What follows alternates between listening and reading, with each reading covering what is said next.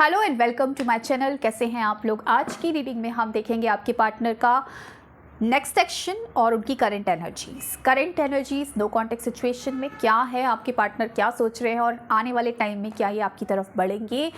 बहुत शॉर्ट में रीडिंग करने वाली हूँ मैं आज की, और आप किसी भी टाइप के रिलेशनशिप में हो आप ये रीडिंग देख सकते हैं। आप लोग मैरिड हो सकते हैं, अनमैरिड हो सकते हैं, एक्स्ट्रा मैरिटल अफेयर में हो सकते हैं, आप लोग सेम जेंडर में हो सकते हैं, या फिर कोई खास दोस्त है उसके लिए भी आप रीडिंग देख सकते हैं। कोई भी ऐसा रिश्ता जहाँ पर प्यार है, फीलिंग है, जज्बात है, इमोशन है, उसके लिए आज की रीडिंग है। तो बहुत ही क्विक रीडिंग में करने वाली हूँ। तो देख लेती हूँ कि आपके जो पार्टनर है वो आपको लेकर क्या सोच रहे हैं, उनकी क्या करंट एनर्जीज़ हैं।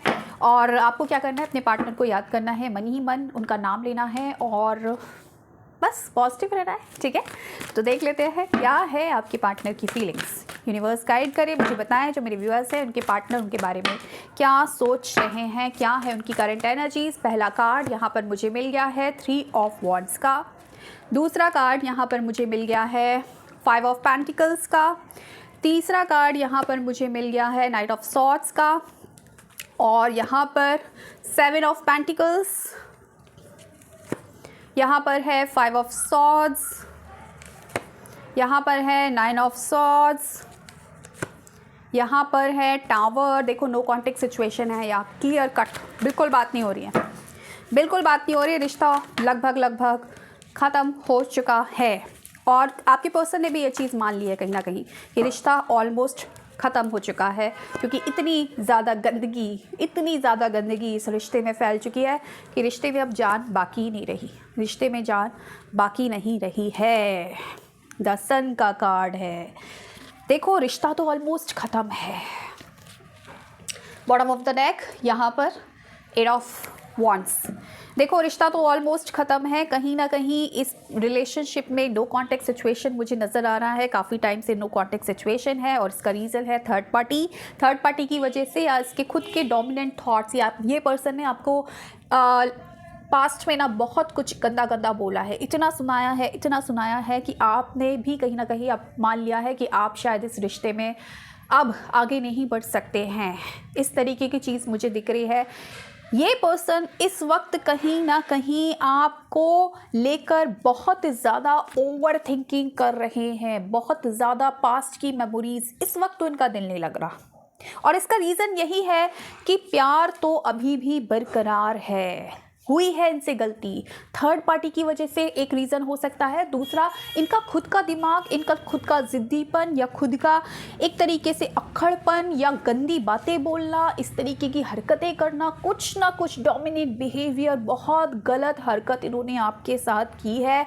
या फिर एक होता है ना, इंसान सब कुछ अच्छा होता है, सब कुछ बढ़िया चल रहा होता है, लेकिन कोई एक भूत सवार हो जाता है, और एक भूत सवार जैसी होता है वो इस तरीके की बातें आपके साथ कर देगा कि ऑलमोस्ट रिश्ता ख़त्म हो जाता है, कुछ बात ही नहीं बचती रिश्ते में। तो कुछ इस तरीके की चीज़ें हुई हैं जिसको लेकर ये इंसान कहीं ना कहीं इस वक्त तो मुझे थोड़ा सा परेशान और हताश और डिसअपॉइंटेड लग रहा है। इसका अपने काम में भी फोकस नहीं है, काम तो कर रहा है लेकिन कहीं ना कहीं अकेलापन इसकी, मुझे ऐसा दिख रहा है कि इसकी लाइफ में ना कहीं ना कहीं इसके घर वालों से भी इसकी नहीं बन रही है कोई, मतलब ऐसे कहते हैं ना उजड़ा चमन जैसी फीलिंग आ रही है। हेल्थ इश्यूज़ आ रहे हैं, फाइनेंशियल इश्यूज़ आ रहे हैं, समझ में नहीं आ रहा है लाइफ कहाँ जा रही है। लाइफ में सब कुछ रुका, सब कुछ टूट फूट गया है क्योंकि आप नहीं हो इसकी ज़िंदगी में।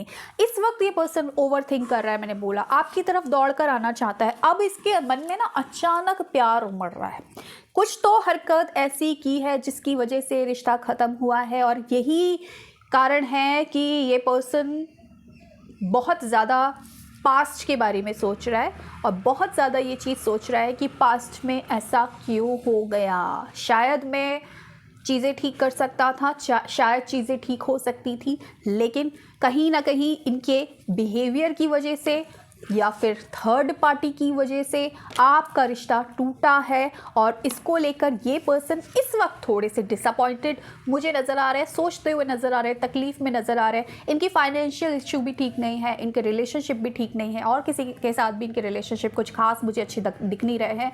ओवरऑल इनकी हेल्थ में भी मुझे यहाँ पर तकलीफ़ नज़र आ रही है। इस वक्त ये पर्सन आपकी तरफ दौड़ कर भाग कर आना चाहते हैं, कहीं ना कहीं डे ड्रीमिंग कर रहे हैं, आपको लेकर बहुत ओवर थिंकिंग कर रहे हैं, इनके इमोशंस जाग रहे हैं आपको लेकर, पास्ट की मेमोरीज इनको बार बार याद आ रही है, लेकिन इनको समझ में नहीं आ रहा है कि चीज़ों को ठीक कैसे किया जाए, क्योंकि चीज़ों को ख़राब करने वाले यही इंसान हैं। इनकी वजह से ही रिश्ता टूटा है, इनकी हरकतों की वजह से, इनकी करतूतों की वजह से रिश्ता टूटा है और आज इनको समझ में नहीं आ रहा है कि रिश्ता कैसे ठीक किया जाए। दिमाग में बहुत चल रहे हो आप, भूल नहीं पा रहे हैं आपको, ये इनकी एनर्जीज नज़र आ रही है, कहीं ना कहीं मैनिफेस्ट भी कर रहे हैं आपको, मैनिफेस्ट भी कर रहे हैं, आपके साथ कम्युनिकेशन करना चाहते हैं, रीयूनियन करना चाहते हैं। तो क्या करेंगे देख लेते हैं।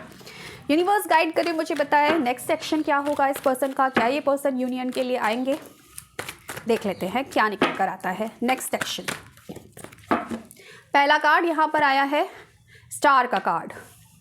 मैंने क्या बोला, ये पर्सन मैनिफेस्ट कर रहे हैं। 10 of swords, my God, 8 of pentacles, यहाँ पर आया है 9 ऑफ पेंटिकल्स, यहाँ पर आया है क्वीन ऑफ सॉर्ड्स।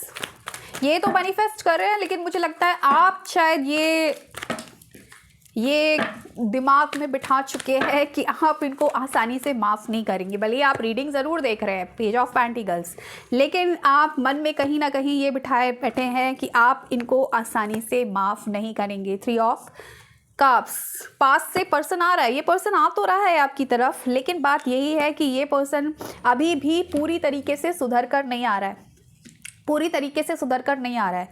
आपकी तरफ आएंगे, यूनियन मुझे दिख रहा है, लेकिन एफर्ट्स बहुत डालने पड़ेंगे इस रिश्ते में ना, एफर्ट्स बहुत डालने पड़ेंगे, क्योंकि अभी भी मुझे थर्ड पार्टी इशू दिख रहा है। ये पर्सन आ तो जाएंगे, लेकिन आने के बाद मुझे लग रहा है कि दोबारा चीज़ें ख़राब होगी, आपके रिलेशनशिप में दोबारा क्लैशेस हो जाएंगे, क्योंकि कहीं ना कहीं वो जो अकड़ है ना इनकी, वो शायद पूरी तरीके से नहीं जाएगी। ये आएंगे इसलिए क्योंकि उतावलापन आ रहा है, यादें हावी हो रही है, बहुत याद सता रही है, तो इस वक्त ये लग रहा है कि बस मुझे मिलना है, बस मुझे चीज़ें ठीक करना है। लेकिन फिर भी मुझे इस तरीके से लग रहा है या तो आप ही इसको बिल्कुल नकार देंगे, आप ही इस तरीके का अवतार धारण कर लेंगे कि शायद आप इनको एक्सेप्ट ना करें, आपको लगे कि यार ये ऊपरी मन से आ रहा है, कमिटमेंट तो अभी भी नहीं देगा, सिर्फ इसको मेरी याद आ रही है इसीलिए यूनियन कर रहा है, लेकिन फिर से ये भाग जाएगा, फिर से ये ब्लॉक कर देगा, फिर से ये थर्ड पार्टी में आ जाएगा या फिर से मुझे धोखा दे देगा।